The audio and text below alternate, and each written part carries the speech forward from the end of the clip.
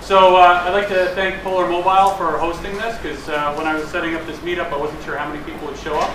And it's a really good thing that I set it up in a really good place, because a lot of people are interested and have come out. So I'd like to have Michael Russo make the sort of the brief introduction, and then we'll kick it off with the 2-minute sort of flash. Hi everybody, welcome. It's a pretty phenomenal turnout. Clearly there's interest for Angular in the city. This is the Inaugural Meetup. So I think we should start off by giving a quick round of applause to Nick for setting this all up.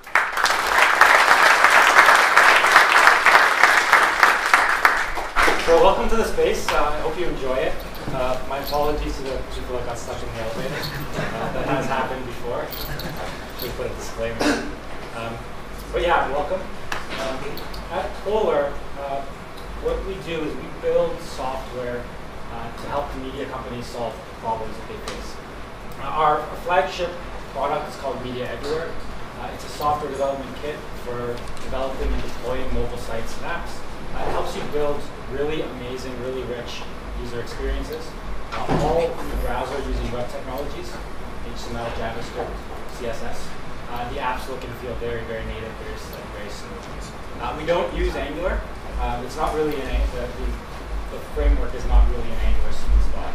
Doesn't mean we don't love Angular. Doesn't mean we don't want to support the community. So welcome. With that, I'm going to hand it back to Nick, and enjoy the night.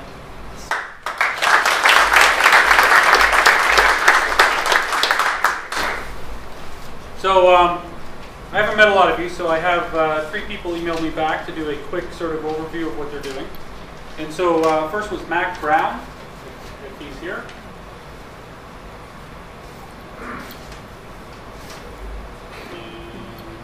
Well, we'll check again later, so we might do some of them after.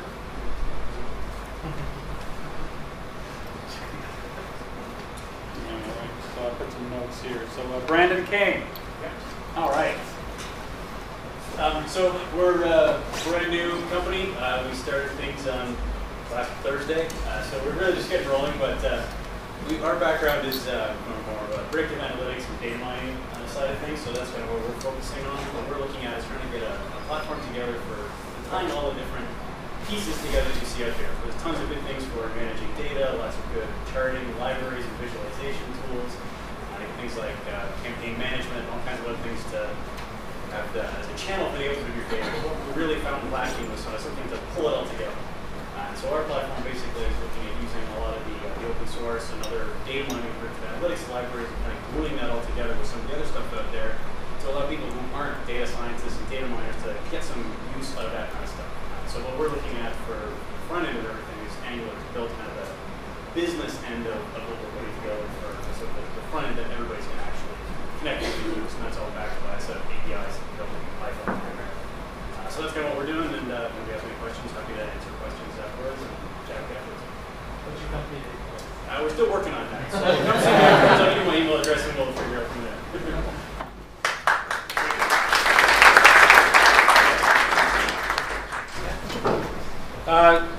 Gautam Pasupaleti. Yep. We have a stock analysis site. It's called capitecube.com. Go check it out.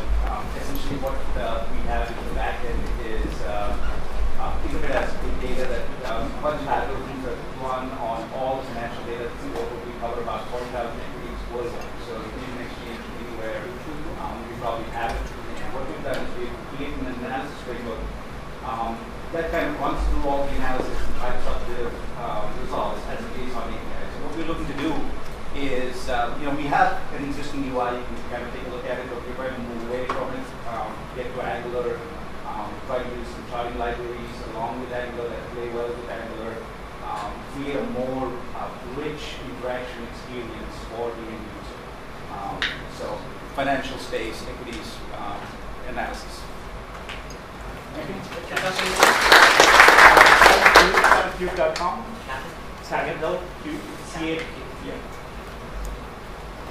All right, we've got 2 minutes left, and this is part of the agenda. Does anyone else want to give an intro? In the middle.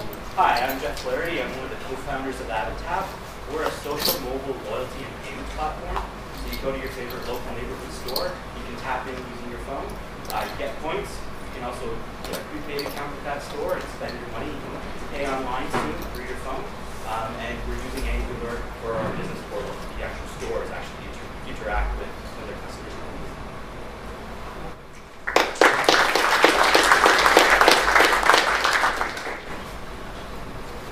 I have two announcements. One is there's a Toronto JavaScript Meetup next week on Thursday, June 27th at Bento Miso. And this one sounds really interesting if you're a language geek. There's going to be two talks, one on Damio, which is a simple way of integrating data in a secure way. It's not out yet, but it's being built. And the other is Dart, which has been getting a lot more attention. And Angular has actually been partially ported to Dart as of last week. So that sounds like a really interesting evening with two really good talks. And that's it for right now. So I'm going to start off. I'm going to open it up with a sort of a short talk. But first, just to recap the agenda. So first 20 minutes, arrive, socialize, 2-minute intros. I've done a short talk called the 5 Ds of AngularJS. Then we're going to have AngularJS for social media startups from Mopals, a break, then AngularJS in your pocket from UCAN. They're doing cross-platform mobile gaming, I think at a level that most companies aren't doing, so it'll be a great sort of view of how to use Angular. Then AngularJS Scala and Play from Max at TrialFire, which is integrating Angular into Scala and Play, which is in the Java stack. And then we have Matthias from Eurogoo.com and the Google AngularJS team talking about animation in Angular, which is a relatively new topic in the subsequent version of Angular, I think 1.2. And then we'll wrap it up, and that'll be our evening. So the 5 Ds of AngularJS, AngularJS is becoming rapidly the most popular front-end framework. I'm sure there'll be a lot of debate over that, but why? Here's a brief overview of the attendees. I was just quickly typing that out at the back there just before we started. So as of 5:30 today, we have 286 members with 241 signed up to attend, of which probably 70% of that have come out. That makes us the 5th largest AngularJS meetup in Toronto, slightly ahead of Boston, so they might be in the Stanley Cup, but we have a larger AngularJS meetup. Yay. Of the people who came here, 113 are using AngularJS in some capacity, which I thought was remarkable. So that's a huge number of people who came out here are actually using it already. About half of that, I think, actively, and the other half really testing it out and trying it out. Then 47 planning to use it. This is an informal survey from the signups, but 60 said they were using Backbone, 17 Knockout, and 12 Ember. In terms of and these are quickly filled out. So not scientific numbers, but sort of a little bit interesting anyway. So I'm doing a general sort of intro, so it's not going to be as a deep dive for the developers, but we have a lot of people here who are new to Angular and new to this style of development. So one of the things that's always driven me nuts is in building B2B applications and NTR applications, people get all crazy about the server, and about 75% of the effort's in the front end. And in most web applications. So that's a huge part of the application, and it needs a little more respect than it gets. And it does now, really, because if you look at all the jobs and how the industry's evolved in the last 5 years, front-end development has really exploded in terms of a separate sort of function and profession. Even before JS frameworks like Backbone, approximately 50% of Rails and Django applications were JavaScript. So you want to call it a Ruby app or a JavaScript app, flip a coin, right? And each rich client interaction is essentially a duplication of server-side code. So you've built out a Rails app, and it's all static, pages being rendered on the server through server-side templates. Then you start plugging in your jQuery and all of your JavaScript sort of fun stuff, and you're duplicating a lot of that logic, the routing, the DOM, the description of the data. And so you're starting to duplicate your code, which is not a good thing, generally speaking. So the tail is somewhat wagging the dog. So there was a post on the Basecamp rewrite. How many people here know what Basecamp is? So it was the first Ruby on Rails application, very popular for project management, very lightweight.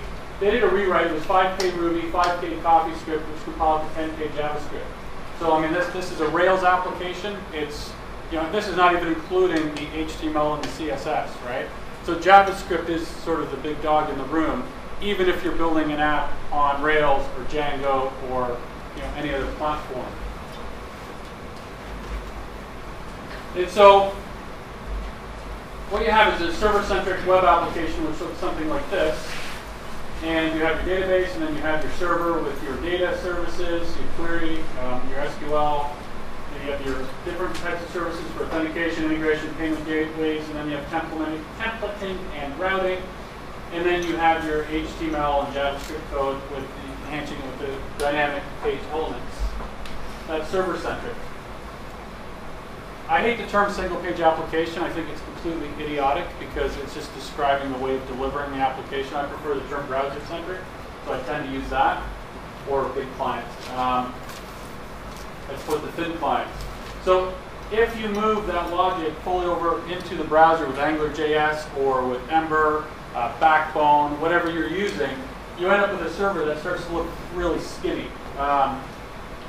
You have the dynamic page elements and the templating and the routing, particularly, are now all in the client. So you just see core services on the back end. And if you're moving to a NoSQL database, your query language logic simplifies a lot as well because your database is starting to speak in a native or JSON format that the client understands. The transaction boundary fits the application better. And so you have a very thin server emerging. And if you take some of those other services and you use a platform as a service for your authentication and your payment gateways, you end up with an incredibly thin server. And now you have back-end services, you have a really large browser-centric application and a very thin server. And this is the thing that got me initially really excited about AngularJS and the new tech stack. I built Rails applications a few years ago, and when I came back into doing development again about 9 months ago, everything had changed. Absolutely every decision I had made in terms of my tech stack had been changed over the last 3 years, 4 years, and I didn't see it as just being a fad or anything that was just sort of like something new and fun to play with. It was a fundamental change in all 3 tiers of the application stack, which has really revolutionary sort of implications. And I come from a strong configuration management background, and I think this really changes the internet and the cloud because what you're now deploying to the cloud has become incredibly simple. So whereas before you needed Puppet and Chef and all of this heavyweight stuff to manipulate machines and spin them up and put stuff on them, you can actually set up fairly sophisticated cloud applications very quickly. And you get to the point where a lot of people are talking about no server computing now, and the back end of the service. You move to local storage, Chrome apps, and then you have applications which are completely sitting on the client. All 3 tiers have changed. So in the last few weeks, there's been a lot of talk about the mean stack, MongoDB Express, which is a Node framework, AngularJS, and Node. This came out of New York City, go figure, the mean stack. It's sort of a great concept, but there's a lot more going on in the middle than just Node and Node and Express, and there's a lot more going on than just Mongo on the back end. From a rich client sort of perspective, I really like Angular, so I would leave that in the stick. And so I like talking about the hack stack, where you now have HTML5, which represents that browser platform that you can build these large client applications, AngularJS for building up that application, so that's really your platform now, and then the thin server. And I put here a bunch of sort of services. The reason I put the Raspberry Pi there, does anyone know what a Raspberry Pi is? It's a little device you can buy for about 40 bucks. I think it was Server Bear. They benchmarked the Raspberry Pi versus the free instance on Amazon EC2. Guess which one? The Raspberry Pi. And so if you're thinking of trying to deploy something on the Amazon free instance, you may want to look at some of the other options out there. And there's been a huge explosion in other service providers, DigitalOcean. So anyone who's done Ruby or Rails development knows Railscasts. That's hosted on DigitalOcean now. They're $5 a month for a kick-ass VPS. And then you get into the lower end, like RamNode, but you can actually get a VPS with root access for $2 a month. So the back end's changing. You can really get a lot of capability at a very low cost, and the services you can plug into, making this a very viable application delivery mechanism. And so AngularJS to me is the core for that in my strategy. And I saw one presentation on the 3Ds of AngularJS, so I tried to think, what would be a good way to describe it with a couple of extra Ds, and I came up with the 5 Ds. And the first one is it's dry, declarative, dependency injection, data binding, and designer friendly. And these are aspects of AngularJS that are pretty unique to AngularJS in the framework space, and the reason that I think it's a fantastic platform. So for the dry, no duplication of logic in HTML in the templating language. I talked a little bit about that before. When you're building pages on the server, then you're manipulating it in the client. That's, to me, is just nasty. You're duplicating all your routing and your templating logic, or a lot of it, and it's ugly. No duplication of logic in the browser on the server, and no unnecessary boilerplate. And this fits into a lot of aspects of Angular. Setting it up, creating models, creating controllers. Angular is very lightweight and very elegant because it does a lot of magic behind the scenes. It also, and a few other frameworks do this as well, it gets rid of a lot of the DOM queries and the DOM bindings that you have to do with jQuery, because it's an intelligent framework that you're building your page with. It has the context to know what to do on each part of your page. And so again, you're not writing any extra code. So let's say your traditional JS framework looks like this. You have backbone on the model, you have the controller, you have the view, and all of your code is really mixed in with the language, with the framework. If you want to understand how Angular does it, Angular is just JavaScript and just HTML at one level. It abstracts all that out and pushes it down into the background, and it uses its magic and its dependency injection to let you actually write applications where your model is plain JavaScript object. And anyone who lived through the horrors of enterprise Java can appreciate that. And the popularity of what we call POJOs, plain old Java objects, which sadly we can't use for plain old JavaScript objects now. But you basically have just JavaScript on the service, just JavaScript on the controller, just JavaScript on the model, and just HTML on the view. And obviously it's a little more than just that, but that's how much is stripped away in Angular and how incredibly elegant it is in producing the functionality in each of these areas. One thing that confuses a lot of people when they're looking at AngularJS or these new frameworks is, when you're talking with the model, what model are you actually talking about? And if you talk about model view controller or model view model, which is the closest sort of paradigm for Angular, the model is actually more of your domain model, what you're getting back in JSON from your RESTful sort of interface. The view is HTML, and the view model is what you're messing around with the controllers and the scope, and that's really where most of Angular is doing its magic, in the view model. So it's declarative. HTML is the view, and dependency injection is the wiring.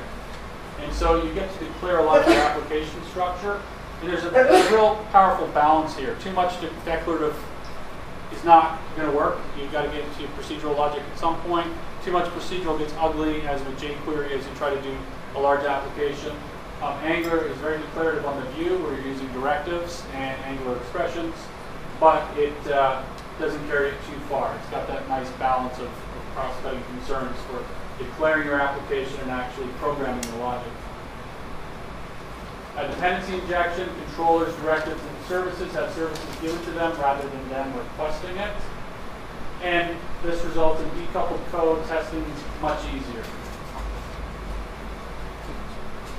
Data binding, this is going to be boring really soon. People are really excited about it, but everyone else is doing it pretty rapidly. A two-way pure JavaScript just var. So you stick this into your HTML page and you're pulling your data out of the model. Now, a lot of people are a little confused with Angular because they've lived through with JavaScript and jQuery, where you're not supposed to put it in the page. You're supposed to make the calls outside of the page, find the elements, and bind to it. And it was considered bad sort of form to mix JavaScript and HTML. With Angular, you're not mixing JavaScript and HTML. You're mixing Angular directives and Angular expressions. And so you're extending HTML out just slightly to give it a more rich declarative nature, which makes a lot of sense because you're not going to be mixing in your logic and your view. You're just getting it at the right level to bring your logic into your view. And it's designer friendly. You can give an Angular application to your design team. They can go through your HTML. They can go pretty crazy on it, and they're probably not going to break anything. So I'm just going to give a quick demo of building a simple Angular app, and then I will wrap it up.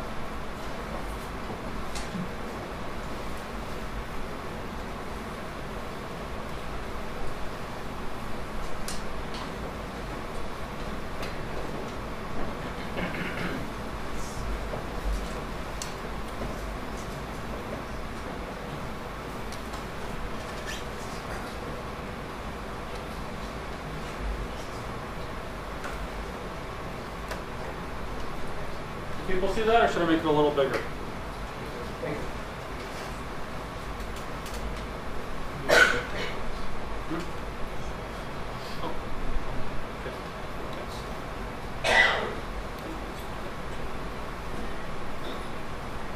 Okay. So I'm just going to create a quick application. So for people who haven't seen Angular before, let's walk through how you quickly create a scaffold an application, bring it up, and have a quick look at some of the things that we've been talking about. So I'm going to make a directory called Jello, hop into the directory, and there's a great tool called Yeoman, which combines a generator, a automation tool, and a client-side component manager. So it's a combination of Yo, Grunt, and Bower. And it was a little awkward probably 4 or 5 months ago, but they refactored it, changed its architecture considerably, and it's pretty sweet now.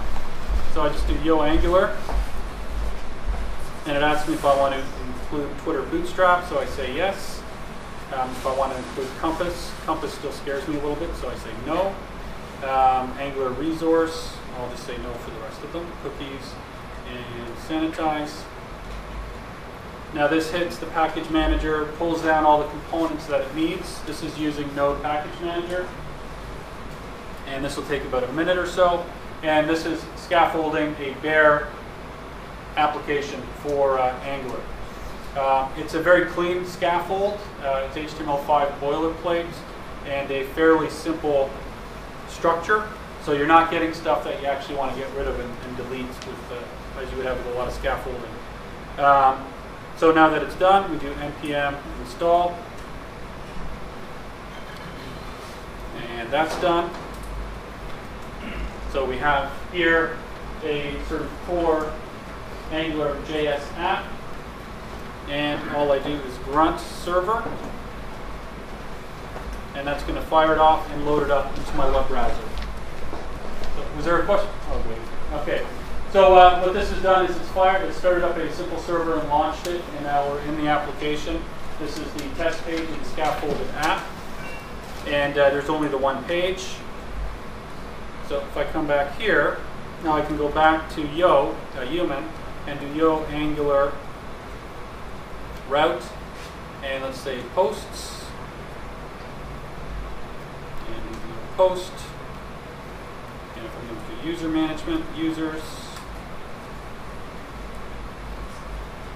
I'll go back to the application. Now I can do posts, so I've got the post view,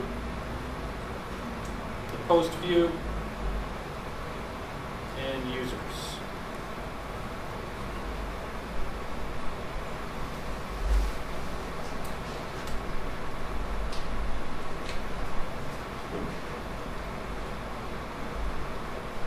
So most of the application that's generated goes into the app folder.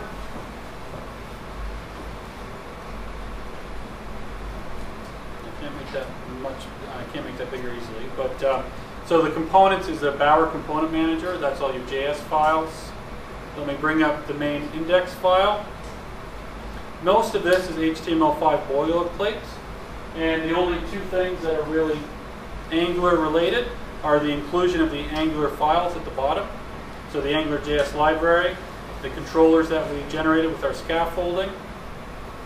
And then the only other things required to make this an Angular application is the ng app directive. So this is how Angular generally works. And here the ng view. And what this does then is it relies on this file. So the scaffolding is added to this file for everything that we generated. So this is the routing logic. And so when your application is running, it's not going back to the server, and it's handling the history and the back and forward, and it's loading up the controllers for each view. So when I went to posts, it actually was loading the post HTML file and the post controller. And so if we step outside of this, and we go into the views folder, we have our simple post folder here, file here, and the posts controller. And so you can see here that for each controller, it just puts in a simple scope option, and the scope is the shared space between the controller and the view. And so this is a pretty good way of quickly getting an app up and running, and then working from here, you build out the application. So that's the end of my talk. So I wanted to give sort of an overview of a little bit of the, I guess, the philosophy behind Angular, some of the benefits of it, and a very quick overview of it. You're going to see a lot more for you who know all this in the subsequent presentations. So thank you.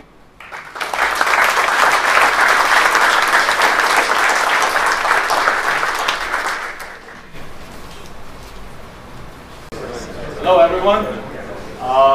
My name is, can you hear me all right? Yep. Awesome. My name is Peter. I'm from UCAN Games. This is Hammy and Justin. So UCAN Games, we make mobile social games. There's a bunch of, awesome. Yeah. Yeah, we've been in the business for about 4 years now. There's 50 of us.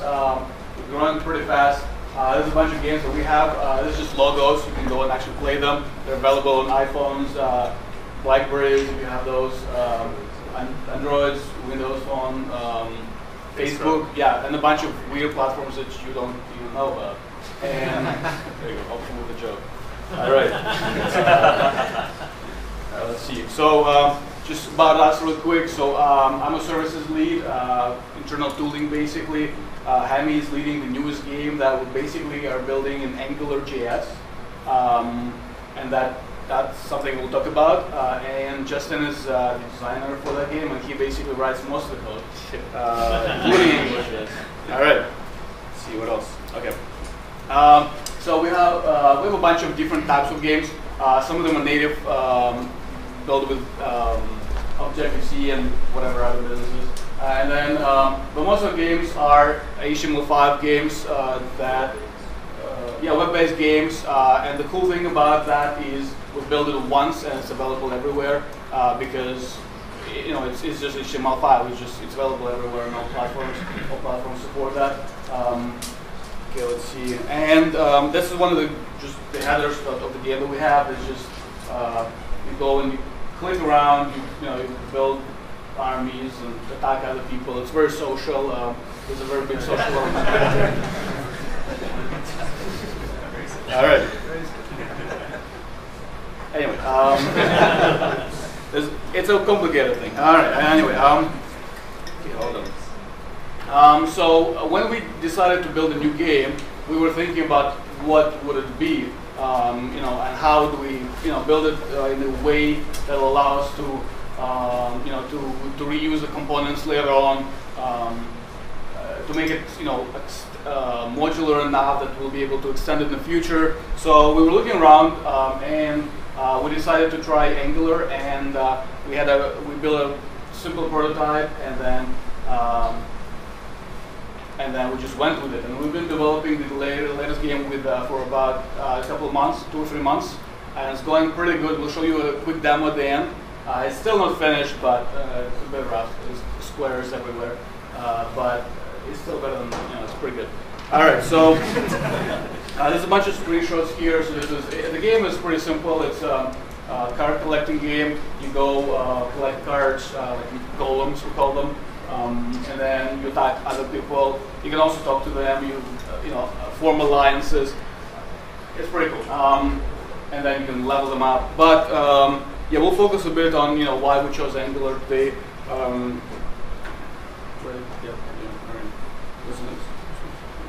Yeah, so where we're coming from. So the apps that we built, the games that we built before, were mostly Rails and JavaScript, right? So JavaScript meaning jQuery, and Rails meaning, well, the old-fashioned Rails, where all the code is. That's where the code is. And we had some difficulties with just working with that concept. One of the issues was the JavaScript code was just unmaintainable after a while. It's really, I mean, we still extend it. We still add more features to existing games, but it's just it's not as fun as it could have been. Another thing is we do a lot of stuff on the back end on our servers. So that means it's really hard to harder to scale because all that code that needs to execute on the servers doesn't have to be done on the servers. Things like rendering templates that could be done in the front end, and that's what Angular is allowing us to do. Let's see, that's about it, I guess. Yeah, and yeah, we just couldn't ever basically reuse components really well, Just to add to it, the reason we went with the client side, we tested out Backbone and a few other. But with Angular is so that our games, because we write a lot of our games in HTML5 and it's web-based, but so that it goes cross-platform, we want to feel more native. The thing that the games are trying to achieve is close to native responsiveness. And yeah, so far it looks good with Angular. We'll see. All right, moving on. So yeah, so this is just what I was talking about. The code, for those who can see, is basically just a part of our code. It's HTML, and there's a lot of NG components here, and Angular components. There's a lot of directives here as well. There's a golem examiner. That's basically one line in the middle over there. You just ask it to show a card, and it just shows you the card. Your monster card shows you things like the health and everything, and you can just reuse it everywhere where you want to put a card icon on, and etc. All right. So one thing that was an unfair advantage on our side was that we wrap all our clients, all our games in a native client. So it's an iOS app, for instance, that basically has a web view, but the native client. For those who know, it's PhoneGap.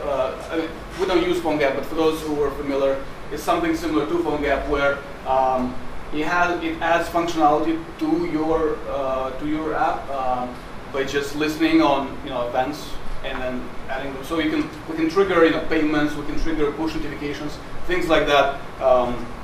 But the thing is, once we started using Angular, we realized we can do much more. We can cache.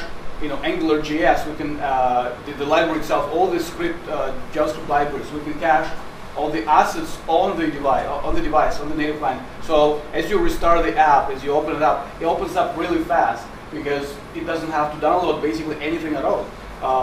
The only thing is, updates, but that's another story, and then and the data. So things like, what monsters you have, what's their health, how many times you've been attacked. But that's such a small portion of the rest of the data that we need to download. It's just silly. So that's one of the things we were just caching everything, and we plan to cache even more, and even probably allowing an offline mode of operation where you can even play a bit and then synchronize with the backend later on. But that's still in the works. Anyway.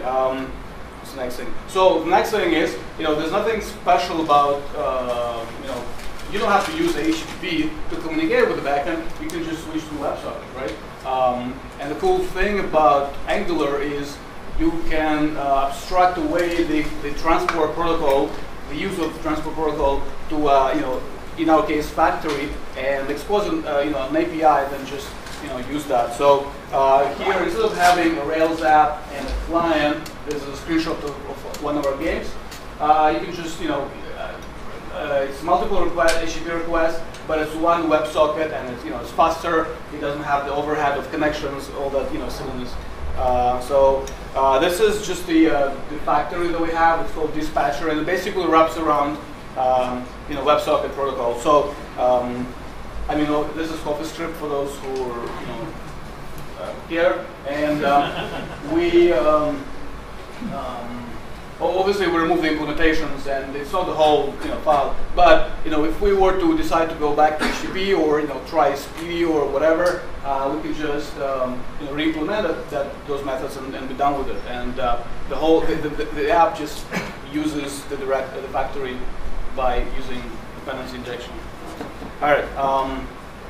So directives. Do you want to talk about that?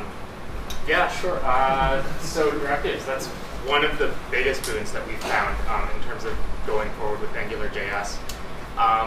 Peter was talking earlier about really having, within our development team, difficulty in developing modular components that we can reuse between our games. And basically, Angular kind of holds our hand through that process. Any major bit of functionality or any major bit of kind of display that you might want to create on your app is basically going to be done through a directive. And what that allows us to do is, for example, like with the cards, anytime we want to show a unique card, and we have hundreds of cards in our games of different types that look radically different, and we just pass the data from constructing the card through our card examiner directive, and it'll just generate the card for us. And because it's stored as a directive, it really allows us to essentially include that module, that directive, into any Angular app that we might decide to develop in the future, or any other games that we might decide to develop with Angular in the future. What it helps us to do is kind of build the front-end library that any other game that we end up building after this. It's easy to get the slide out bar, everything, termination on file without being stuff. Yeah, some examples. So top left, this is alert box saying whatever. The cool thing is it has the logic of closing, the opening, closing, and positioning itself, and also the view. It has the CSS3 blurring effect over there around the whole screen, all that fancy stuff. On the top left, yeah, those are the cards, and you can sort of flip them back and forth. Anyway.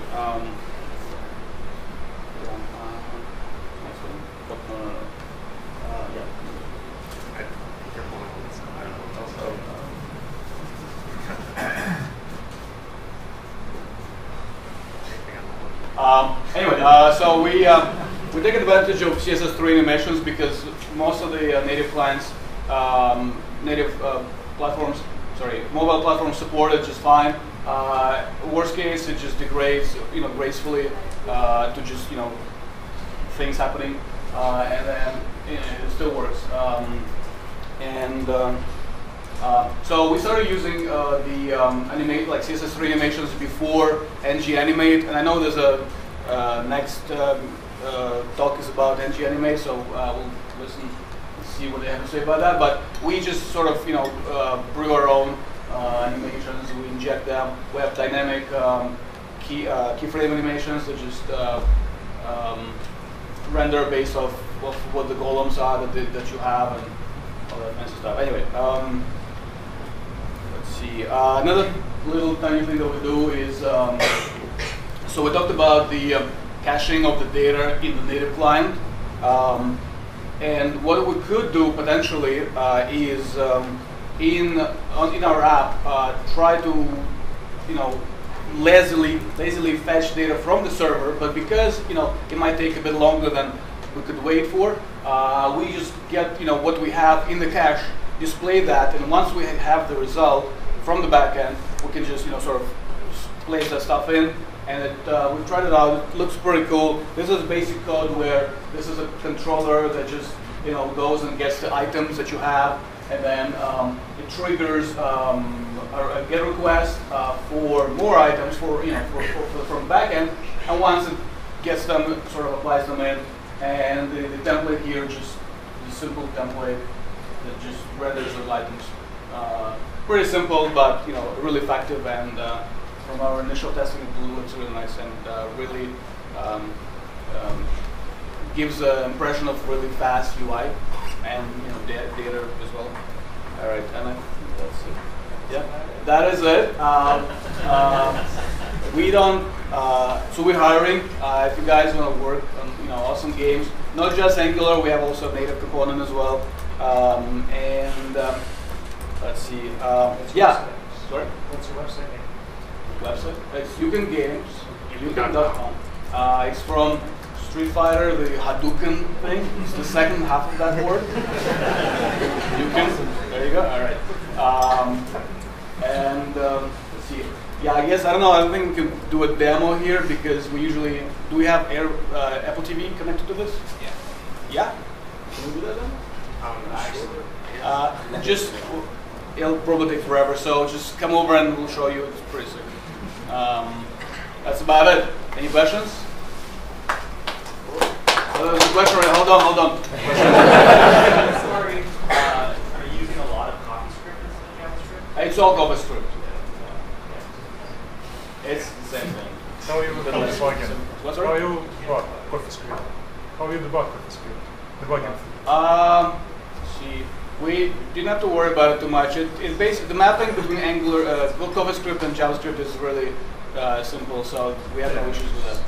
We used the Chrome inspector a lot. Yeah, it helps out. Which version of Angular are you using? So we're on the latest now, unstable 1.15. Any more questions? Yeah. Do you use require.js, or like how do you build the entire application at the end? So because we have a game, it's allowed to have a loading screen, and that's where we just load all that stuff in, and then we don't have to, we can just load as much as we possibly can, everything that we want, and then just start playing without any preloading. So we don't have require.js, it's just a script type for now. A bunch of them. More questions? Do you manually load different JavaScript files, or do you have some kind of script like run that is loaded for you? For now, we just have a big ass JavaScript file. Doesn't really matter. Sorry, just a little bit small question about CoffeeScript. Why you choose CoffeeScript? What's It has nothing to do with Angular, but yeah, CoffeeScript. Why we chose it? It's just really awesome to work with. We come from Ruby background, so we're used to really fancy languages. It's easier to just write what you think as opposed to thinking of zeros and equals and plus pluses and stuff like that. Yeah. More questions? No. Awesome. Thank you so much.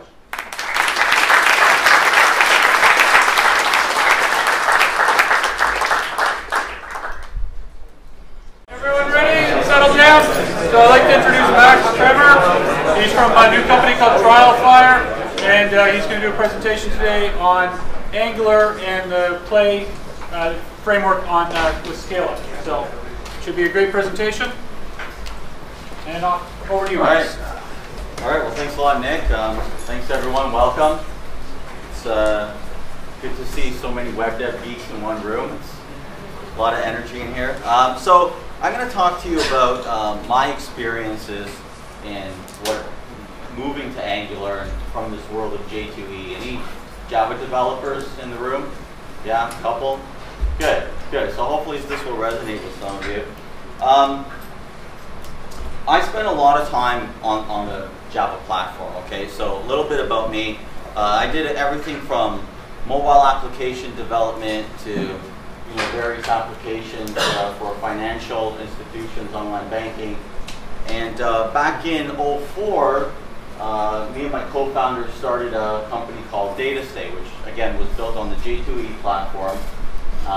Really big, heavy enterprise application. Eventually we were acquired by Autodesk, and after a brief stint there, and learned a lot of lessons there, we decided to try our hand again at another startup. So the new company is called Trialfire, and it's a marketing platform for cloud software companies. So in developing this new application, I really craved for a new way of doing things. This Java world sort of became really heavy. The code is way too verbose. If you use your typical Tomcat, Hibernate, Spring Stack, your code gets filled with annotations. There's too many layers, and those layers, they're designed to help you, but I found that they sort of work against you. And in the end, you start debugging, you're back to debugging issues around blocking and synchronization, all the thread safety stuff. That leads to really poor productivity. And I really wanted to take advantage of these learnings from rapid application frameworks like Ruby on Rails. So my journey began, and the first thing I had to do as a back-end Java developer was, of course, to learn JavaScript. And that was tough for me. I had to let go of type safety, but I found that, it's a real language. Of course, most of you in the room know that by now, but that was new to me. And it's really small, powerful, incredibly productive. And of course, inherent in JavaScript is this JSON, the power of this really lightweight way to represent objects.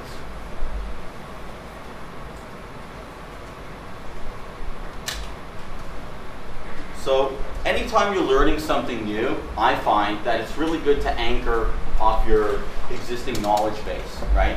Take the stuff you know and map it to this new world. And for me, it was all about design patterns. So how many of you are familiar with Django 4? Yeah, sure. We all study up for that when it's interview time, so. So let's talk about MVC. Angular's an MVC framework.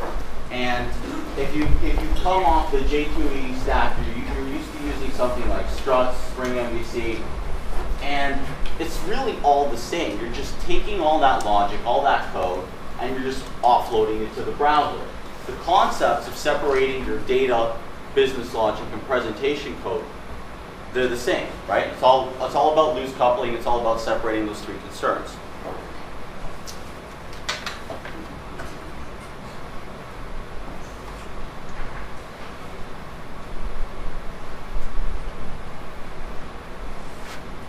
So another key concept as part of Angular is this magic of two-way data binding, right? So we've seen a couple examples. Here's an example of writing a controller, really a couple lines of code here.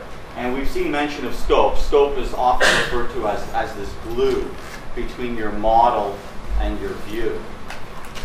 And with this magic of two-way data binding, any changes that happen to the DOM or in the UI automatically get reflected in your model, and vice versa.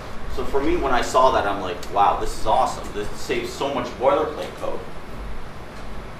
So another common design pattern that some of you might be familiar with is inversion of control. You guys heard of that? So if you've ever worked with like a IOC container like Spring, you know inversion of control, or as it's often called, dependency injection. And that often aids in testability, keeps your code nice and tight, modular, and again, it's all about loose coupling. So this to me was a very familiar concept, so learning it in Angular wasn't that hard. Okay, it's really at the core of everything in Angular. So if you look at a quick example here, so the factory, you can think of that as your service layer. So when writing these J2E apps, you usually have a service layer, and that's injected into your controller logic. Here it's the same thing. So I have a factory, and my factory has this get product service, and there it's encapsulated how I get the data, how I, any sort of data massaging, any manipulation processing is done here, and the controller just gets simple factory injected in, as well as scope, which is always injected in, and any other kind of resources you need to use. So the other side of the last part of the MVC is, of course, the view. And a big light bulb went off for me when I saw that in Angular, HTML is the templating language. So you're not doing you're not using some kind of proprietary language on the server side. Again, you're offloading all that stuff to the browser. Sure, I'll take that for free, any kind of offloading I can do. And really what you're doing, if you've come from the .NET world, you use the ASP, JSP, and Java, you're just doing string manipulation, right? So it's very heavy, it's a lot of processing, and with the browser, you can take advantage of the DOM. Again, another parallel concept. JSPs have tag libraries, so you encapsulate these reusable view elements in tag libraries. Angular, it's the same thing. You're doing the exact same thing. Again, you're offloading it to your JavaScript framework.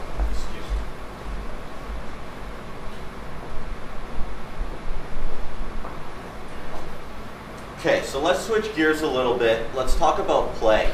Again, in my decision to abandon J2E, I had to choose something, right, for the server side. And I chose play. Again, I wanted to make use of something that's really high productivity. I didn't want layers and layers of abstraction over HTTP. I wanted really close access to HTTP so I could work with it, not fight. Play runs on the JVM, which is, you know, proven stack there. You get hot deployment out of the box. JSON serialization is built in, and it's really easy to build a RESTful architecture, which is the modern way of building these SPAs, or single-page apps. Creating a seed app, really simple. It's 3 lines of commands. So one of them is actually just to change a directory. So I chose the Scala flavor. Anybody work with Scala? One guy? Is there anybody say it? Scala? That's how I've heard it. Scala. Scala? I've heard Scala. I've heard Scala too. So one thing I did to learn Scala is I took the course on Coursera. There's a functional programming course, and it's actually by Martin Odersky, who's the father of that language, and he says Scala.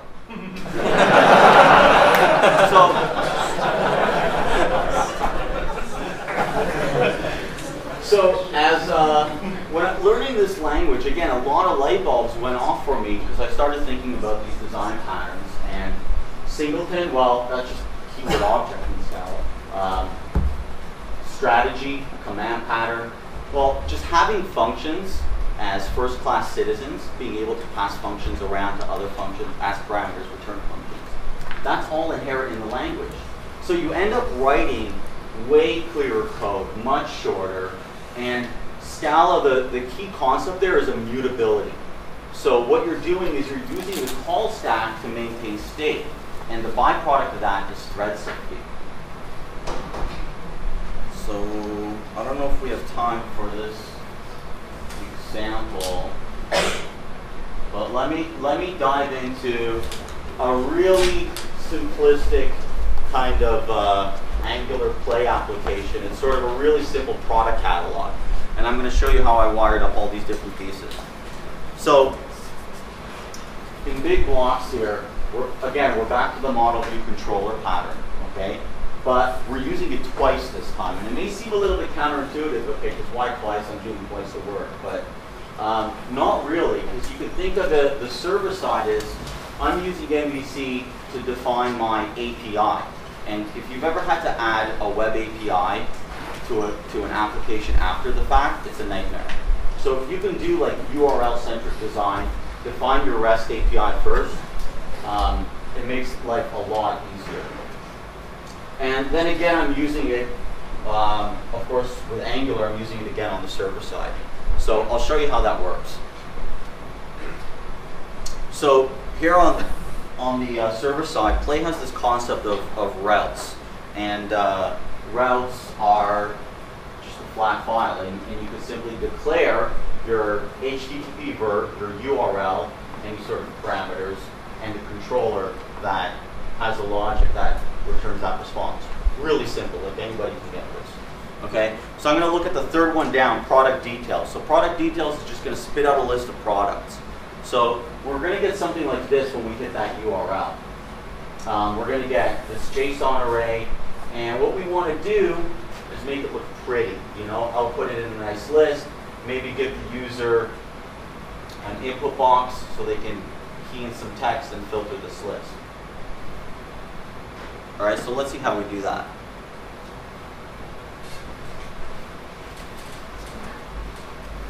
So here's I'm going to show you on the server side, the controller. So here I have the product details URL, and it's going to call products.listDetails.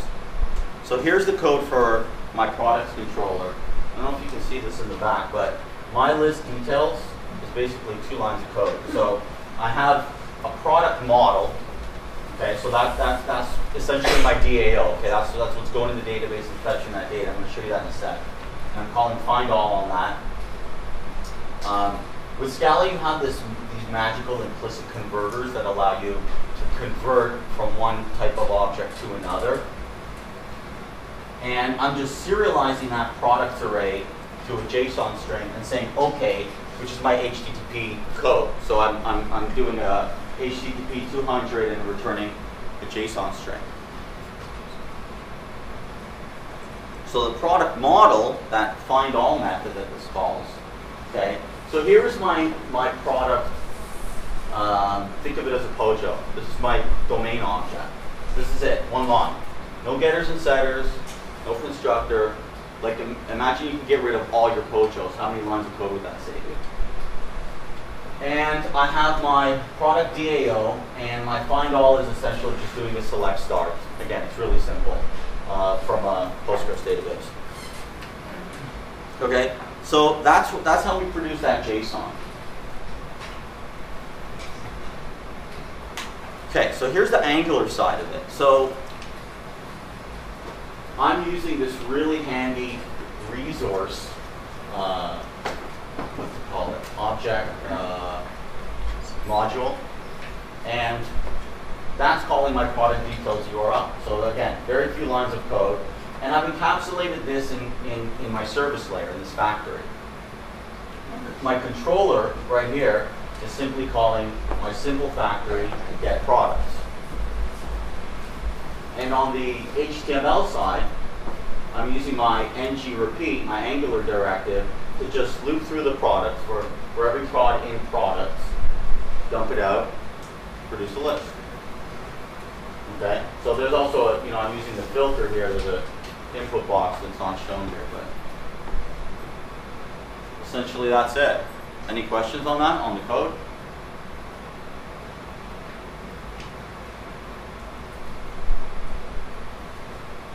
So I found in my experience so far that together Angular and Play make a really powerful combination. It's really easy to get going with a bunch of RESTful web services with Play, and Angular makes it dead simple to connect the two. And pretty much as everyone else in the room, we're hiring, so feel free to reach out. And yeah, I think it's awesome. So if you haven't learned Scala yet, or Scala, however you want to call it, I highly recommend it. Give it a try. And that's about it for me. Any questions? What are you using for like building Angular and stuff like that, integrating it into the whole workflow with the Java-based stack? What do you mean? Using Eclipse for anything? I've actually been going back and forth between, I know it sucks, but I've been going back and forth between WebStorm and Eclipse. So it's not ideal. I haven't found any good plugins on the Eclipse side for doing the Angular development. So WebStorm, I don't know if anyone uses WebStorm for their Angular development. Yeah, it has like an Angular plugin.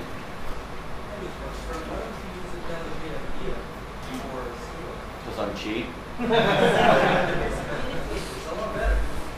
Yeah, I did end up paying for WebStorm, so I might switch over, but I've been an Eclipse guy for so long. Any other questions? Yeah. Section not about Angular. Can I just ask a quick question about Play?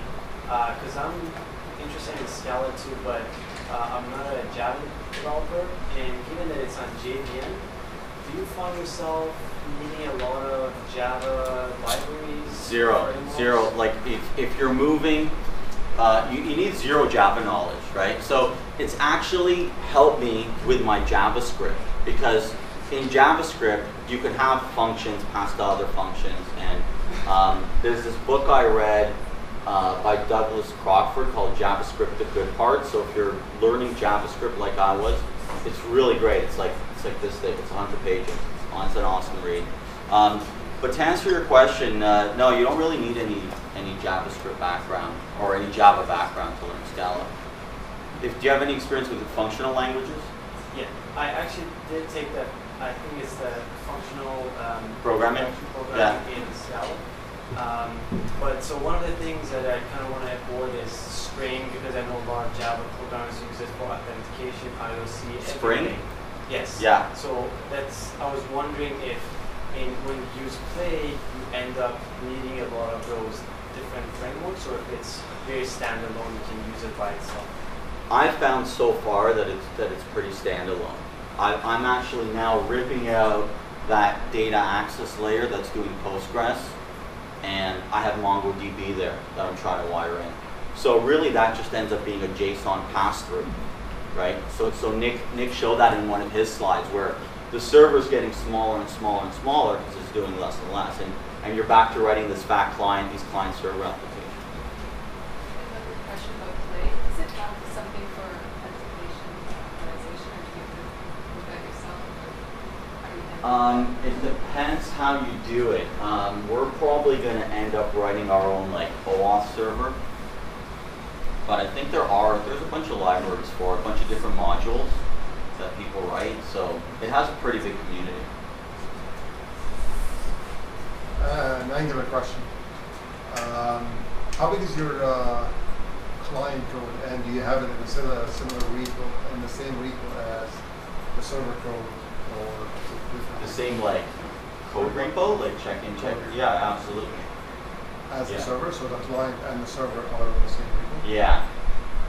Yeah. So I haven't found a great way to reconcile the way Play handles routes and routing, and the way Angular handles routes and routing. I haven't figured that, kind of wrap my mind around it.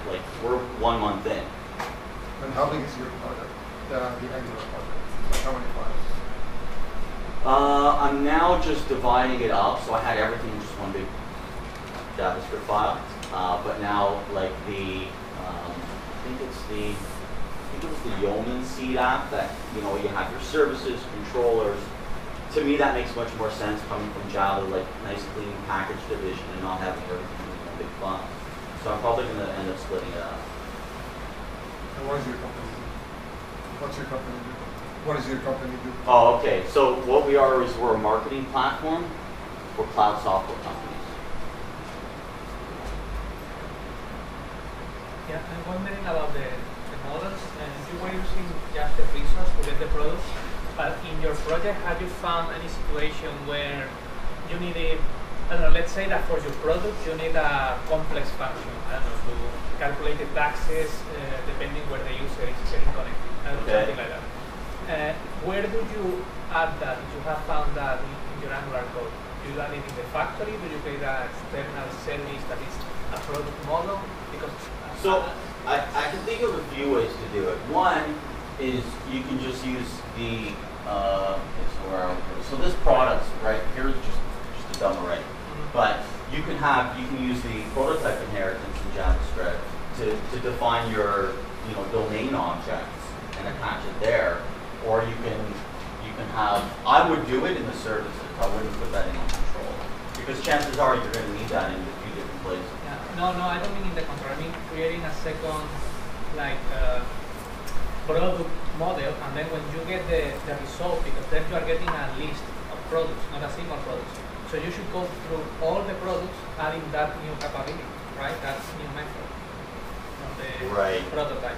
So I found myself, I have that problem, and then I found myself doing that a lot, that I had to take the response from the resource and then go and extend with prototypal inheritance and then return that.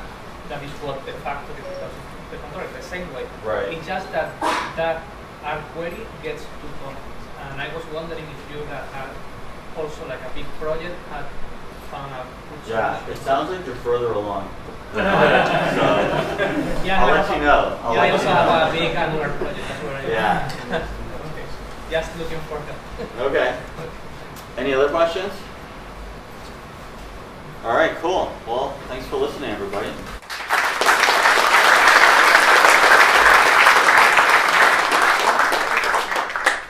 Okay, we're going to move on to our last session. So we have Matthias from EuroMoo.com and Google, and he's going to do a talk on all the cool stuff coming out in NG Animate.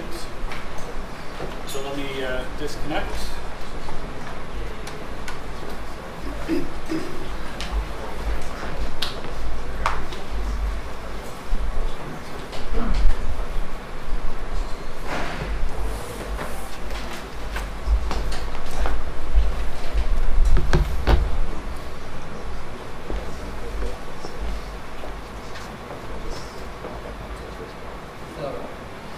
That's not the new Chromebook logo, it's actually a Mac.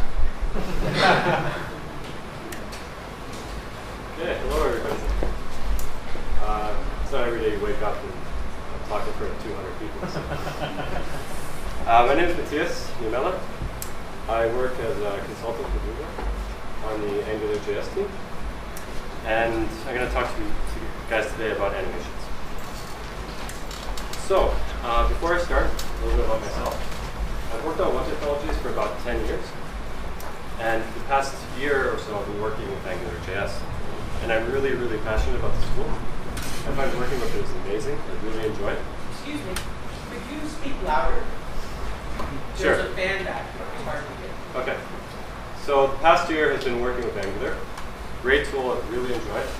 And I blogged about it for about a year. And I released my first article around June, I think, maybe July last year.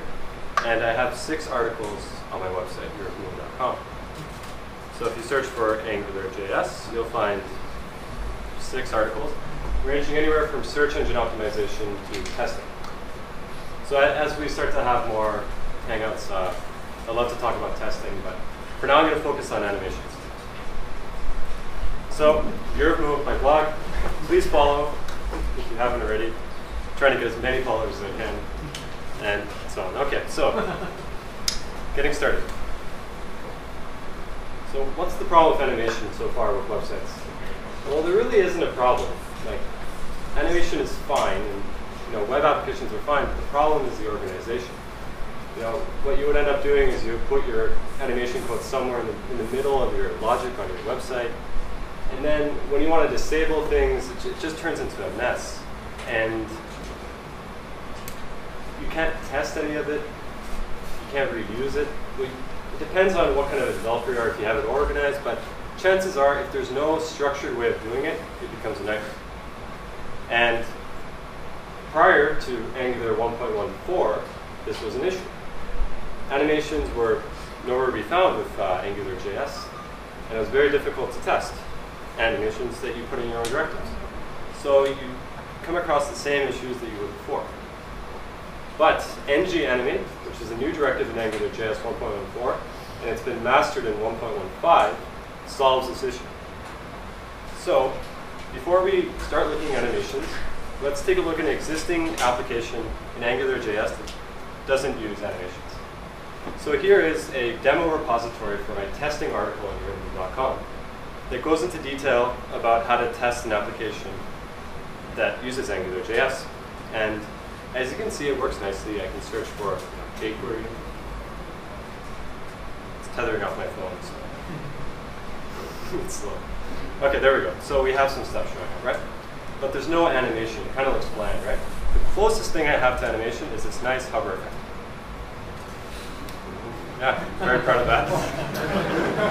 So now we click on another page, and then you see that the body of the page just gets reloaded and so on. Right? Hold on, I gotta get back. I don't want my bandwidth too long. Okay, so now that we've seen that demo, we kind of understand that animation is missing. We want it there. How do we add it? Well, ng-animate is that magical directive that does it for you. And it's imported in 1.15. It was in 1.14, but 1.15 introduced new naming structures, which make it much, much better. And there's a lot of bugs that have been fixed. So, CSS3 animations and transitions. You can make CSS code and then link it into your AngularJS application, and it will pick up the animations and animate all the stuff in between the events that occur. You can also have JavaScript animations, and I'm going to show you all of this in the next slide. Let's get started. So how do we define these animations? CSS-enabled animations are two classes. There's the preparation class, and then there's the active class. Preparation is kind of like, I want my animation to start off in this class, and then the final class is like, okay, this is what it's going to animate to. So, CSS transitions, two classes required. Preparation class first, and then there's two classes at the bottom. What this is saying is, let's animate for half a second, all the properties, start from red, and then end at blue. That's all you have to provide in your CSS code for transitions. Animations, only one class. You just need to reference the keyframe animation, in this case called myAnimation. Now you'll notice I'm not using vendor prefixes. I didn't really have enough room on my slides, so but please do use them. Finally, we have JavaScript animations. We have our famous setup class, which sets the background to blue, and then the start class that gets run and changes the animation background to red. So you can't really animate properties such as red, blue, green. You need to use hexadecimal or RGB values. So, but everybody knows F00. And then we have our cancel animation, which in this case cancels the animation. Because transitions and animations will get canceled by ng-animate automatically, but JavaScript animations, you need to do that yourself. And I noticed that the clouds are kind of on top of the heading there, so let's take those out of the way. I worked on that for like half an hour. Okay, so this is what your HTML looks like. We have that ng-animate class, and ng-directive is just a substitute for the directives that support ng-animate. So these are the values that you can pass for ng-animate. A string, which is just one word, which will get expanded to all of the animations that are using it. An object, where you can specifically assign an animation to each event. And then a function, which will either return an object or a string. So that short form syntax, which I mentioned first, if you type in something for ng-animate, it will provide something enter, something leave, something move, and so on. And all of these events are the common events that AngularJS performs animations on. And custom events I will talk about soon. So, which directives support animations? We have ng-repeat, the content swapping directives such as ng-view, include and switch, ng-if, which was just introduced, which is kind of like a little brother to ng-switch, and ng-show and hide. And these are the events that each directive supports and animates to. So if you think about ng-repeat, when an item comes into the collection, it will get animated in, and when it leaves, it gets animated out, and when it moves, jumps in position on the list, it will animate with the move event, and so on. Show and hide, display none, display block. So this is an example of ng-show. Right here we have the show me variable, which is in the scope, and our ng-animate, which is applying the event, the animation event show and the animation event hide to that ng-show operation. So when it's true, the show animation will take place, and when it's false, the hide operation will take place. And if you notice, the CSS code is very minimal here. We can see that we have show active, show hide, just like as before. Here's an example of ng-view. Now, this is probably the animation that most people will jump to right away, because you can add animations to your application right away in 5 minutes, and you can see all the pages change, and it looks beautiful. So if you see here, we're using the shorthand version for view, which will get expanded out to view enter and view leave, and the same CSS syntax as before. The only difference is we have this nice transition of left to 0, so you see the body of the page slide as you go from page to page. ng-repeat, we use a shorthand notation as well, but we're using JavaScript to define it. So what happens is, when ng-animate comes across an animation, and ng repeat says, okay, let's start animating, it's going to check to see if there's a JavaScript animation. If not, then a CSS transition. If not, then a CSS animation. So that's the order of priority.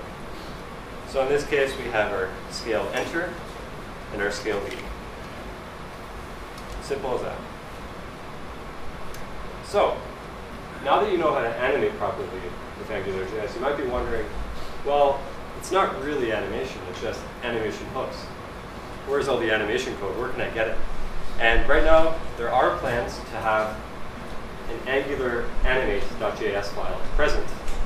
However, that's being worked on, that's being decided what we want to use and so on. So for now, my recommendation is to use a library called animate.css, which is by a developer named Dan Eden.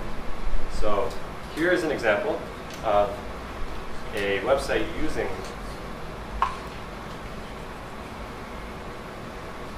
here's an example of this animation framework in practice. So as you can see here, this is a simple ng switch.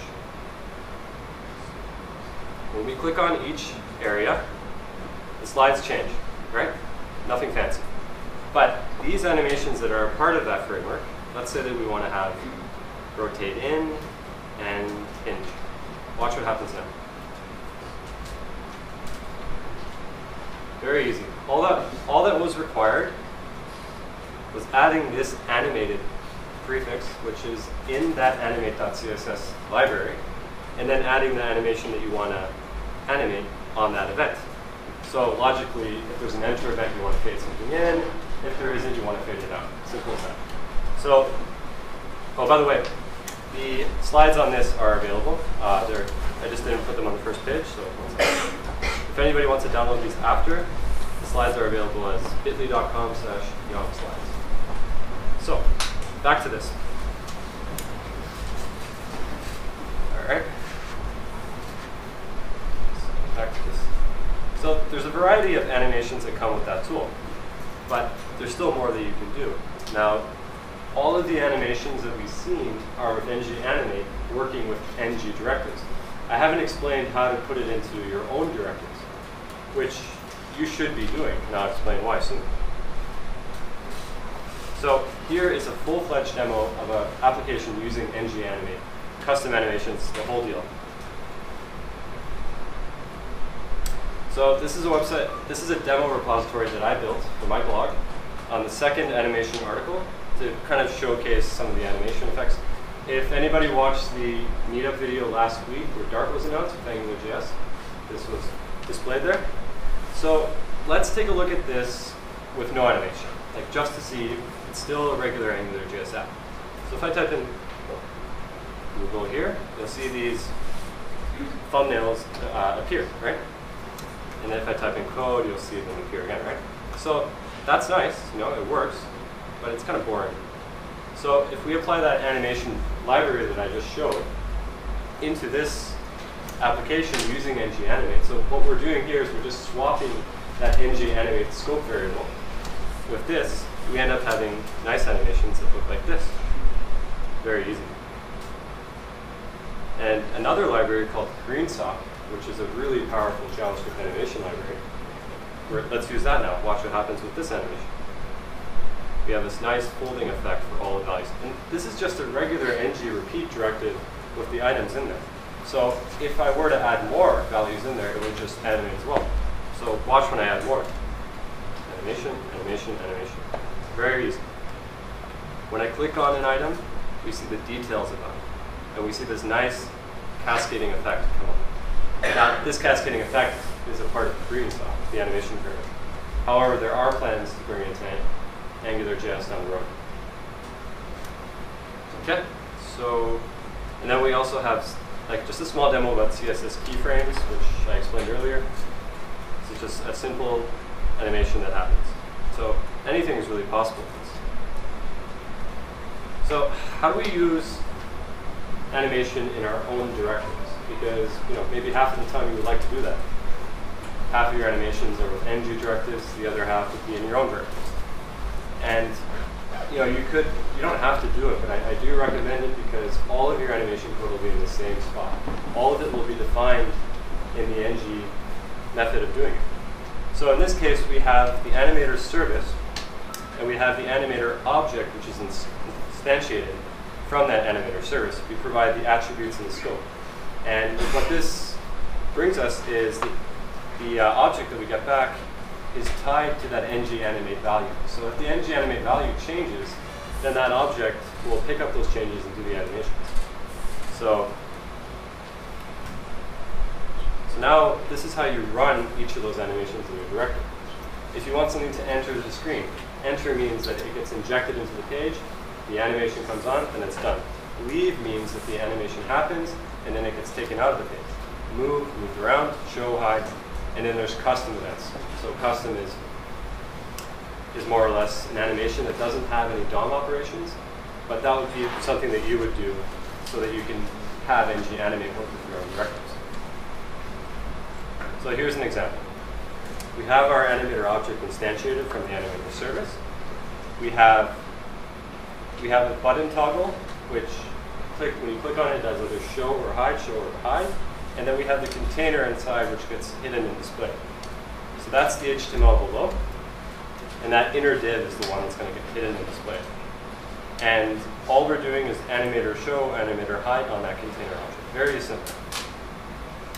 And for any of the animation articles that I put together, there's a lot of code with directives and services. So if you want to learn more, if you want to get into this more, please visit them. So you might be wondering, how do I disable animations? What you can do is you can change the scope value, and then the animation for that element will disable automatically. Or you can globally disable all animations. Now this is nice because if you have a low-end mobile phone and you want the animations off on that mobile phone, you can simply just say enable false, and it updates perfectly. So my recommendation, use both of these services. Use the directive, use the animator service, and make your code very organized, easy to test, and you don't have to maintain both sets of code. You can choose only to maintain one. The animations are fine. Leave them as they are. Continue working on your application. Animator automatically starts and cancels, ends animations for you, so that you don't have to build that service yourself. If you run an animation when something else is going on, you'll automatically stop it and run the next one. And easy to enable and disable. Organized. Soon to come, new features. We're adding this is already done. We're adding an add and remove class feature. So you can animate class, ng class. So that basically means that if you have some specific class that gets added into your object, into your element, it will perform the animation in between. And then spaced animation. So I'll give you a small demo about that. So here we have just this is a low-level demo of this, but soon we'll be able to have animations like this built into Angular. So if you imagine your ng repeat list, putting items into the list like that, and then removing, adding, and so on. It's still a work in progress, but this is coming. And that's it. Thank you, everybody.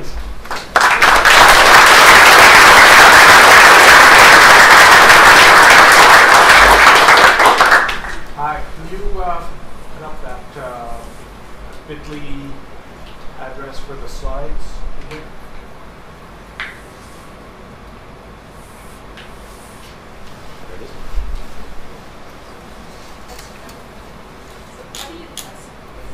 Said it was testable.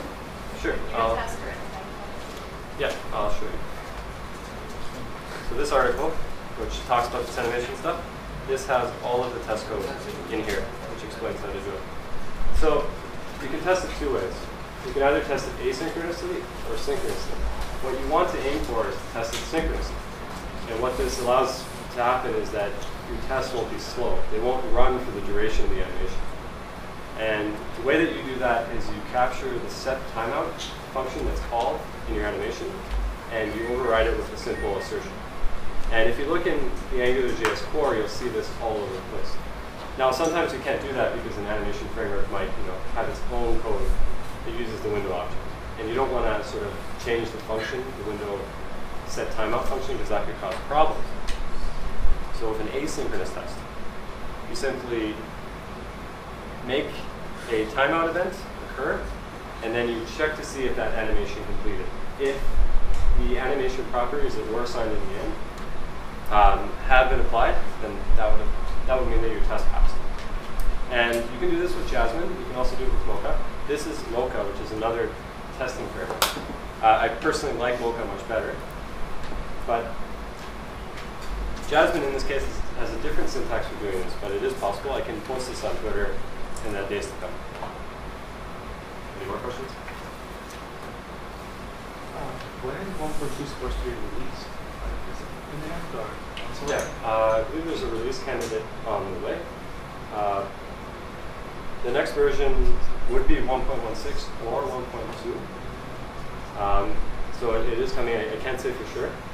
So, but there aren't really many more features that we're trying to do to get it out. Just more or less bug fixing. So.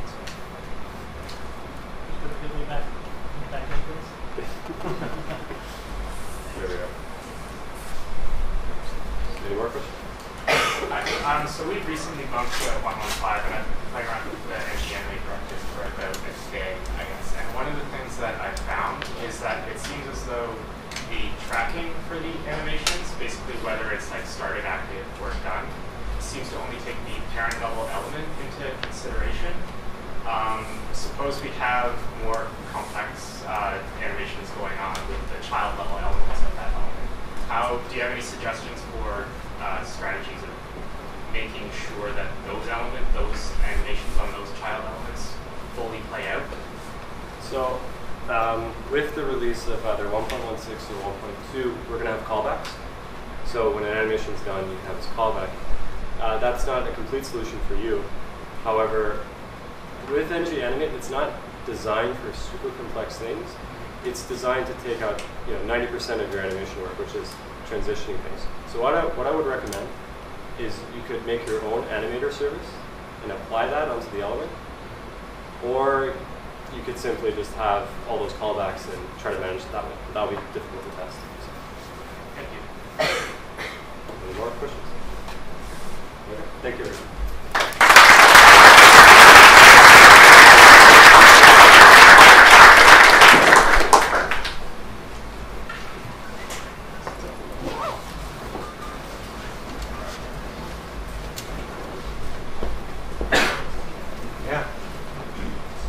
So yeah, thanks for all the presenters today. That was an amazing set of presentations. I learned a lot today. So we have a round of applause for all the presenters today.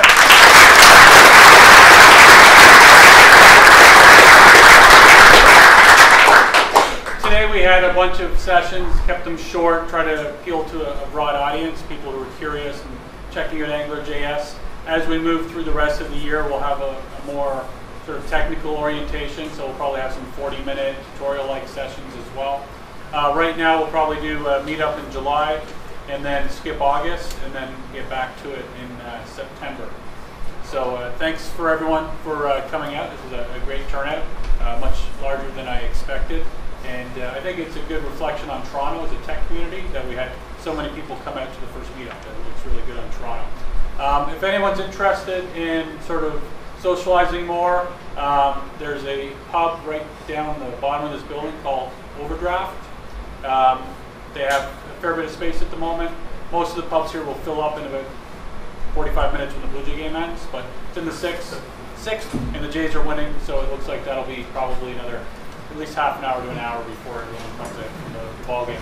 If Overdraft gets filled, there's Loose Moose and Jack Astor's next door. So thanks again to everyone for coming out, and hope to see you at the